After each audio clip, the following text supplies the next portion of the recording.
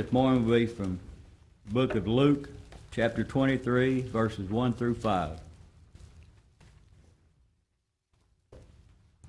Then the whole multitude of them arose and led him to Pilate. And they began to accuse him, saying, "We found this fellow perverting the nation and forbidding to pay taxes to Caesar, saying that he himself is Christ, a king." So Pilate asked him, saying, "Are you the king of the Jews?" And he answered him and said, "It is as you say." Then Pilate said to the chief priests and the crowd, "I find no fault in this man." But they were the more fierce, saying, "He stirs up people, teaching throughout all Judea, beginning from Galilee to this place."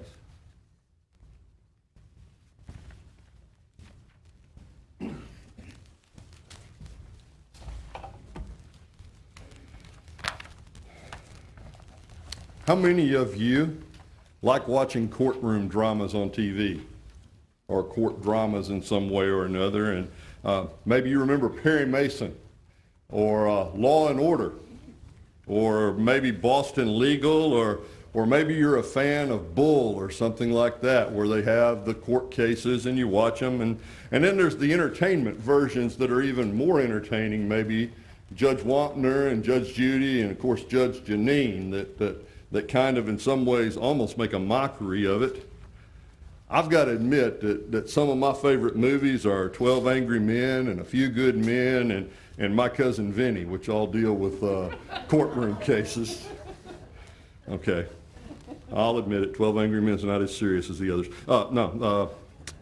Apparently there's enough interest, though, in this, and there are enough people who are interested in this particular genre that the television screens and the movie theaters are prolific with shows about courts and courtrooms and things like that, and apparently they're profitable. And through these programs and dozens of different cop shows that are on, we get an idea, a glimpse of what the American justice system looks like from the outside looking in sometimes. And admittedly, it's a very small glimpse, but there's things we expect to see. What do they all have in common? Well, they always have a defendant. Sometimes he's guilty.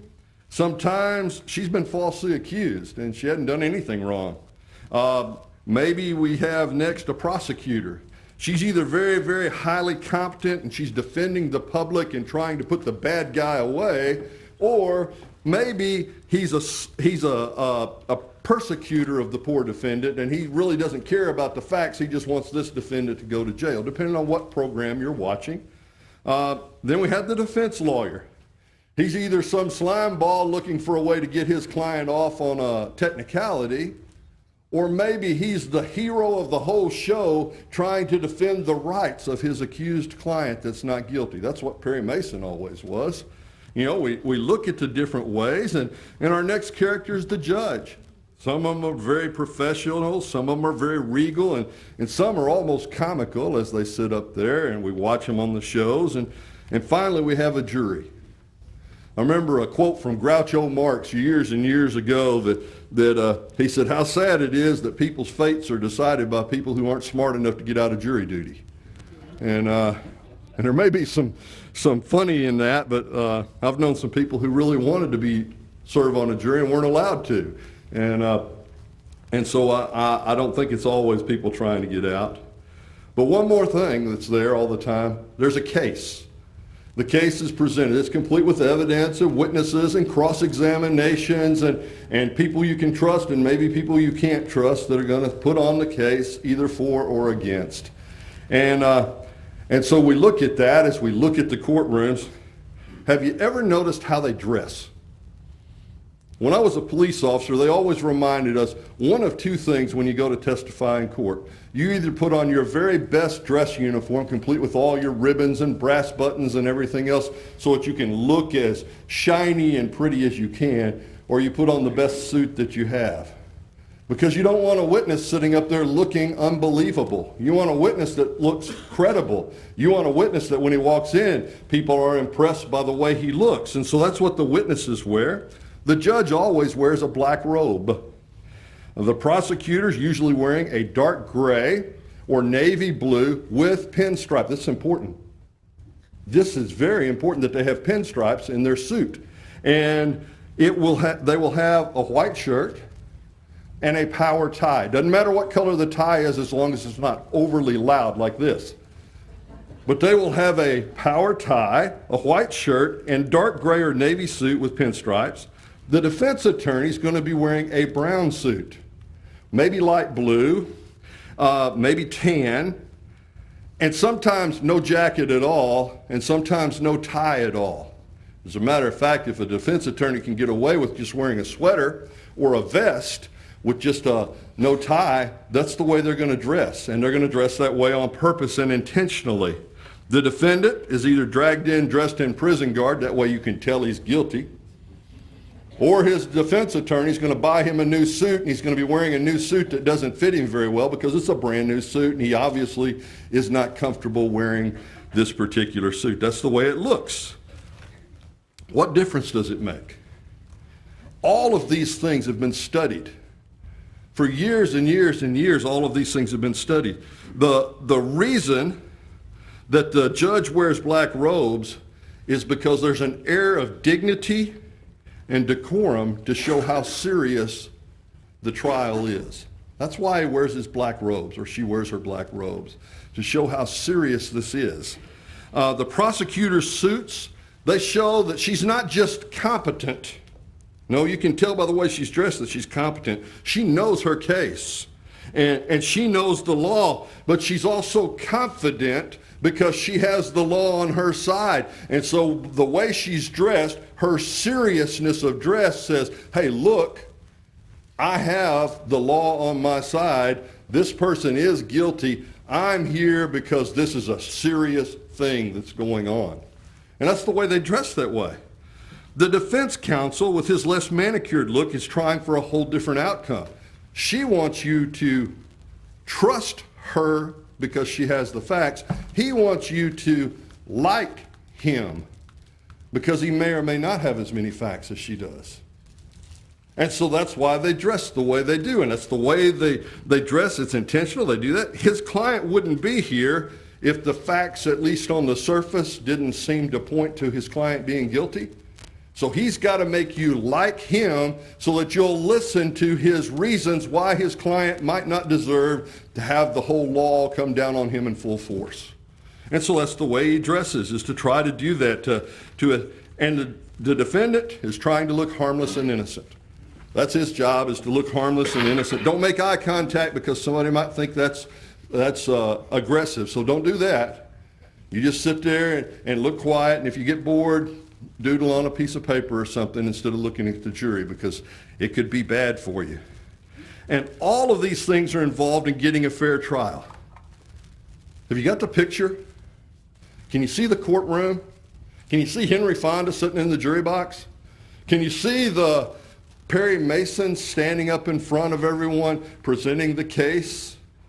Can you see the prosecutors from Law and Order that have the bad guy over there and they know he's the bad guy and they're presenting fact after fact and witness after witness to prove that he's guilty? Can you see Tom Cruise interviewing Jack Nicholson? I was going to ask, can you see him saying Utes? But I'm not going to do that. Sure. On and on and on. You got the picture? You see the courtroom? You see the trial? You feel the drama? Can you feel the tension in the room? Okay, now forget all about that. Because Jesus' trial wasn't anything like that. Jesus' trials were nothing like that. You didn't have the dignity and decorum of a judge. You didn't have the prosecutor who was saying, hey, you need to trust me because I've got the facts on my side. You didn't have Perry Mason saying, hey, look, my client didn't do it and I'm going to get somebody else to confess before the show's over. You didn't have any of that going on in Jesus' case and in his trial. No, as a matter of fact, in verses 63 through 65 of chapter 22, we get a view of what's about to happen. So if you've got your Bibles handy, we're going to read a lot this morning. Starting in verse 63, Now the men who held Jesus, this is right after they arrested him, mocked him and beat him. Having blindfolded him, they struck him on the face and asked him, saying, "Prophesy, who's the one who struck you?" And many other things they blasphemously spoke against him.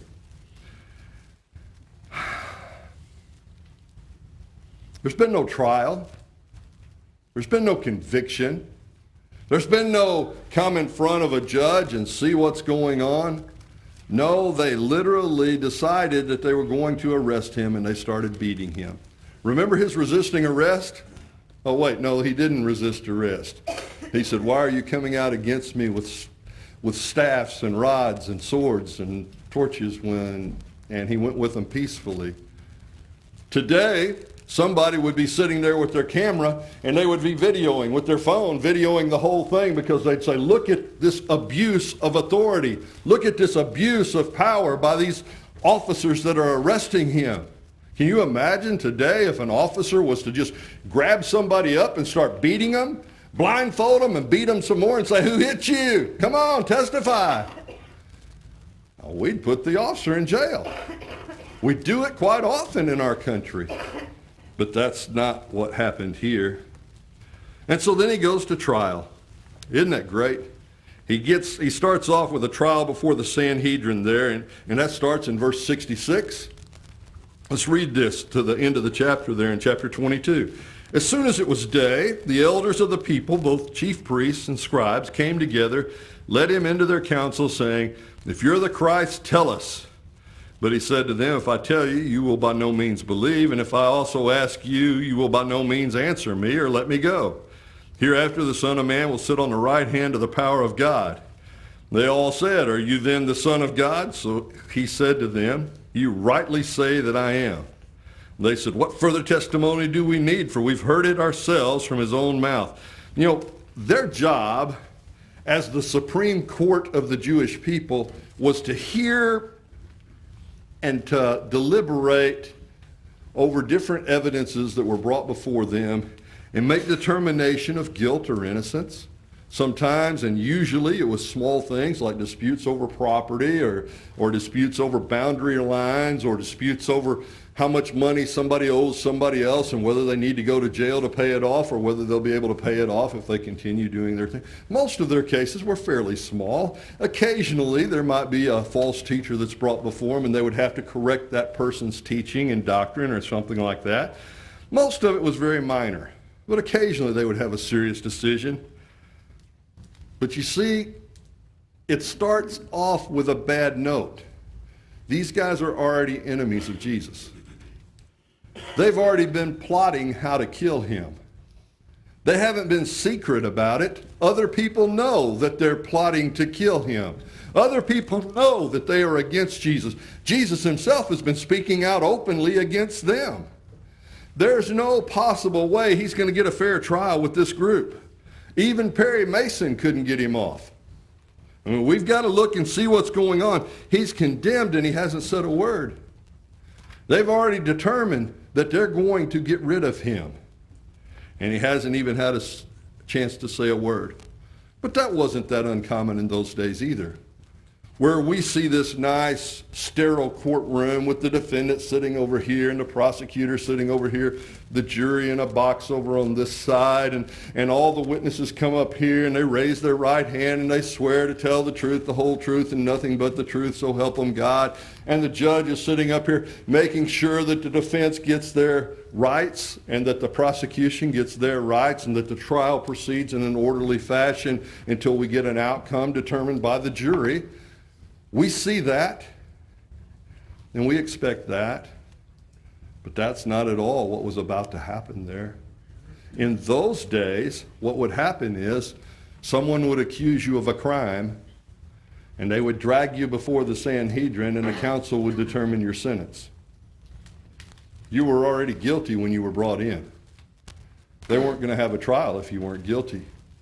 So when you came in, you were already presumed guilty. One of the great tenets of Americanism is the idea that we're innocent until we're proven guilty. We forget that sometimes when people are accused, but that's one of the great things about this country that no one else had ever experienced before. You're innocent until you're proven guilty. Back then, no, you're guilty. When they brought you in, you were guilty. That was already understood by the judge and jury when you came in. And so you're guilty. Their job's to determine how guilty you are and what kind of penalty you need to pay as a result. So when Jesus came in, they didn't single him out as being guilty before a trial. No, that's just the way they treated everybody. That's the way they treated every single person that came before them. And then they come up with the charge. Blasphemy. Blasphemy.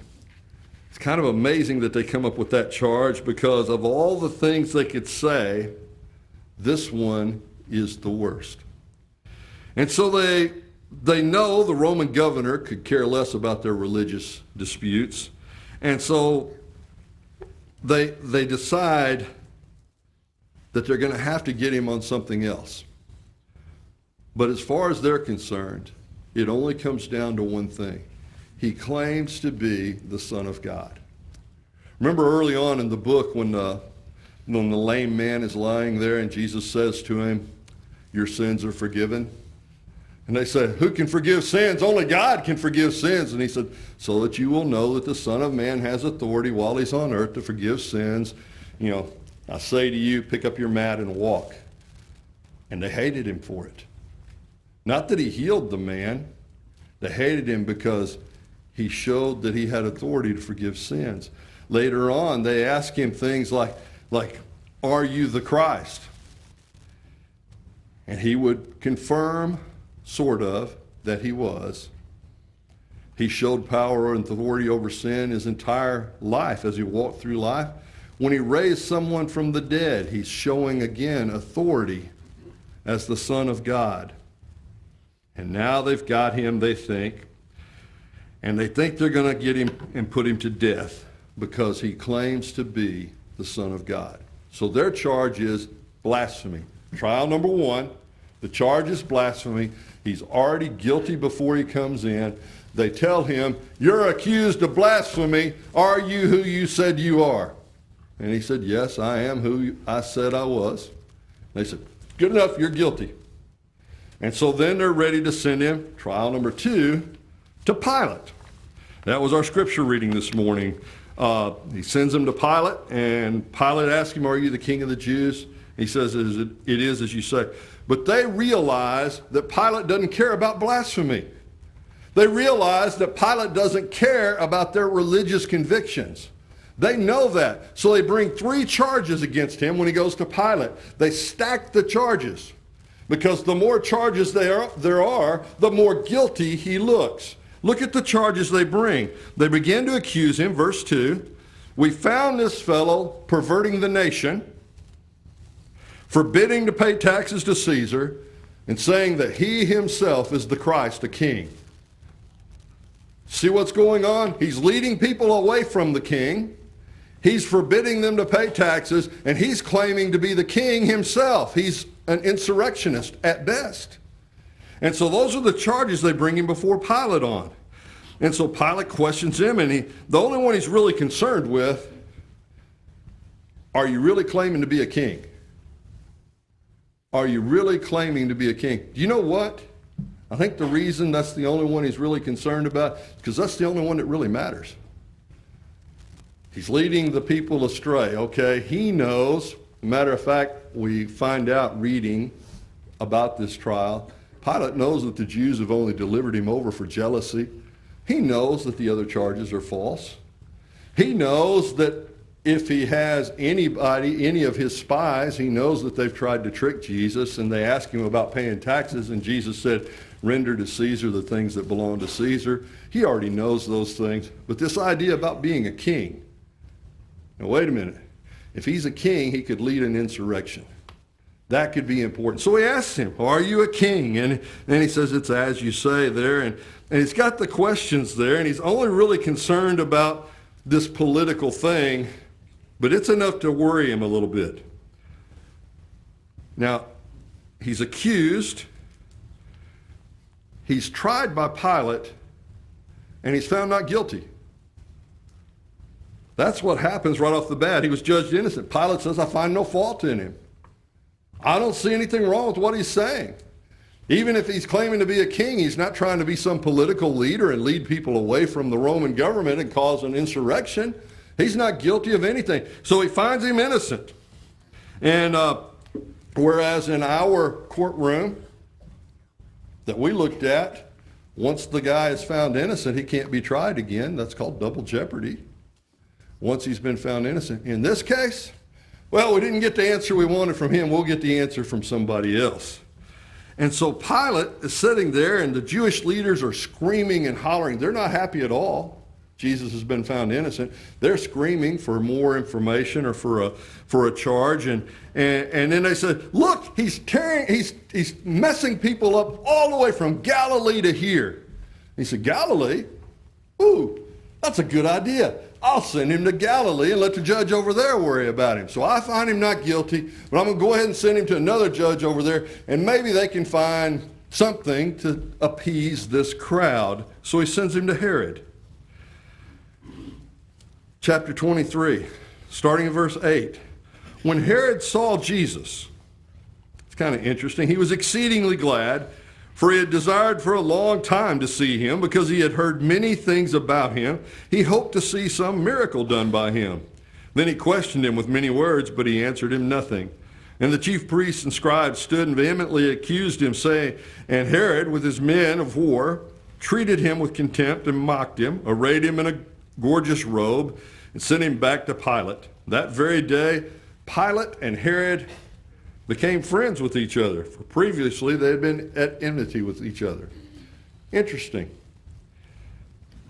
I'm not sure I would be friends with the guy that was passing the buck to me, but apparently this worked for them, and it worked in those days. What we have here is a frivolous judge in Herod. All he wanted was to see a show. He didn't care if Jesus was innocent or guilty. He wanted to see a miracle. Hey, come out here and give me a show. Let me see what's going on. I've been looking forward to this for a long time. I can't wait to have this famous case in my courtroom because I want to see the defendant. I don't care if he's guilty or innocent. All I care about is seeing him and being entertained.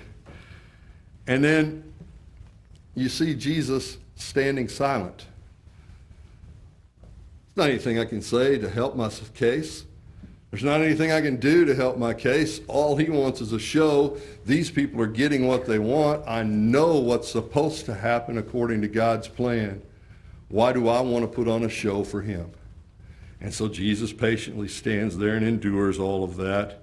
You know, he's even referred to, Herod is, as a sly fox. He's just trying to get what he wants. And then you see the Sanhedrin. They're still there.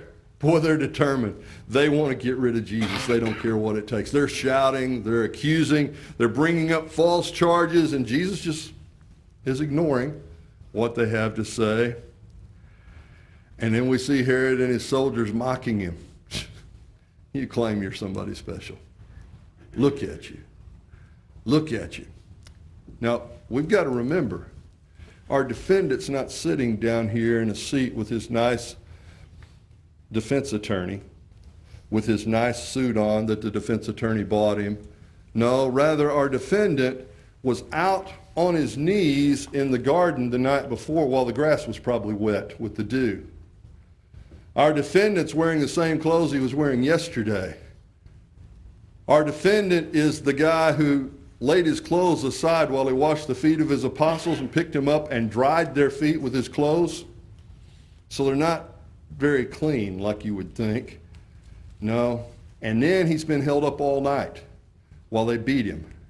He's been held up all night while they mocked him. Do you reckon there might be some blood on his clothes from where they beat him? You reckon there might be some dirt and grunge on him from where he's been drugged through the night, where he's been beat up, where he's been knocked around? Oh yeah, here he is. He looks guilty. He sure enough looks guilty. And so they start making that much more fun of him. You say you're a king. Look at you. Look at you. Anybody can tell you're not a king. And they mocked him. And so he's silent, and they just get madder by the minute. And so he sends him back to Pilate. That's kind of interesting there. He sends him back to Pilate, starting verse 13. Then Pilate, when he had called together, he sent him back to Pilate in verse 11 there, but in verse 13, then Pilate, when he called together the chief priests, the rulers, and the people, said to them, "You've brought this man to me as one who misleads the people. And indeed, having examined him in your presence, I have found no fault in this man concerning those things of which you accuse him." He's not guilty. That's what he says. "No, neither did Herod, for I sent you back to him. Indeed, nothing deserving of death has been found by him. I will therefore chastise and release him." He's innocent, so I'm going to beat him up. I'm going to punish him, and then I'm going to let him go. Well, that's the way I'd want to go if I went to trial. If I'm innocent, I get punished anyway. That's what Pilate is trying to do here. It was necessary for him to release one to them at the feast. They cried out all at once, "Away with this man, and release to us Barabbas, who'd been thrown into prison for a certain rebellion made in the city and for murder." Pilate, therefore, wishing to release Jesus, again called out to them. But they shouted, saying, "Crucify him! Crucify him!" Then he said to him a third time, "What evil has he done? I found no reason for death in him. I will therefore chastise him and let him go."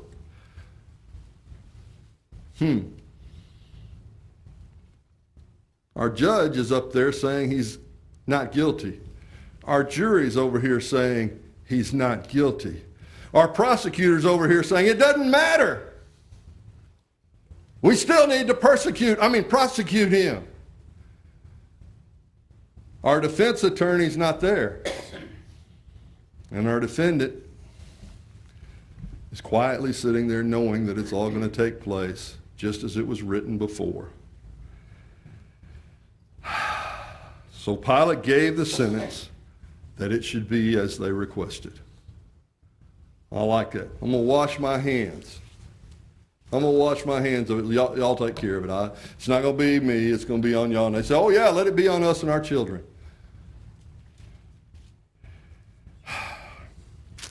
No fair trial. No real defense. No real hope. It was a mockery from the very get-go. I think sometimes when we look back at the crucifixion of Jesus, we look at everything from the time of the Last Supper up until the crucifixion as one solid ongoing event, but it wasn't. There were several small events. There were several chances Jesus had to say, "Hey, you know what? I'm tired of this. I'm done with this." Our Savior, God in the flesh, Jesus Christ, the Son of the living God, could have at any time during that trial said, "I'm done with this." And at any time, he could have put an end to it. He could have put a stop to it. But he didn't. It's not just what he endured on the cross. It's what he endured on the way to the cross. It's what he endured as the people who he came to save screamed and hollered, "Crucify him! Crucify him!" Why? Because he had the audacity to claim to be who he was.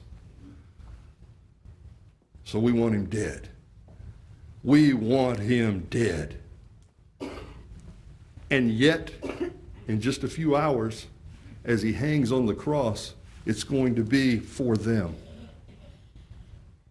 Just like the night before, when he washed the feet of even the one who betrayed him.